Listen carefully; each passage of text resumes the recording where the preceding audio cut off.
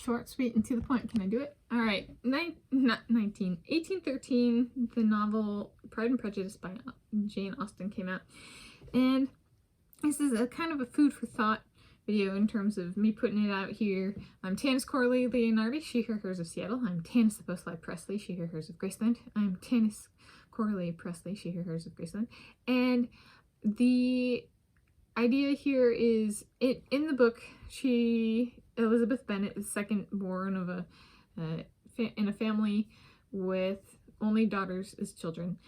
There's a Mr. Darcy, her soulmate, that she's after, and he's after her, but and it's kind of documenting that process. But there are other romantic interests along the way. One that's kind of piques her is Mr. Wickham, but there's also a man who's a suitor and proposes to her, Mr. Collins. And so my food for thought here is a sequencing switch from Pride and Prejudice for real life of Mr. Collins after Mr. Darcy. So in the book, in the novel, Mr. Collins approaches Elizabeth Bennet for her hand in marriage, and she's like, "Papa, no!" No, this isn't the guy. And the dad supports her, and the mom's kind of miffed about it.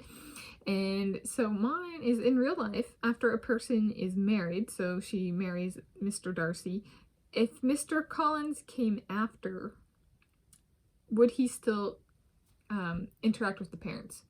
Because when he was choosing to pursue Elizabeth Bennet, Mr. Collins, he does talk to the parents and ask about her status and stuff like that.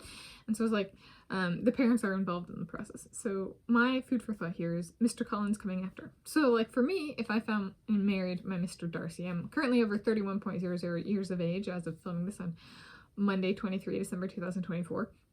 If I got married to my Mr. Darcy, if there were Mr. Collins, whether or not they're my soulmate, but Mr. Collins wasn't her soulmate, so like maybe Mr. Collins is Michael Phelps or something, he's the soulmate of my sister, or something like that, or not. But point being, would then he come through and speak to my parents, and would my parents be okay with speaking to Mr. Collins and being like, no, and turning them away? So could that happen? There's people who get proposed to and say no, and then get married after that. Does it go? They get married and then they get pursued by Mr. Collins after. I don't know, but that's my food for thought.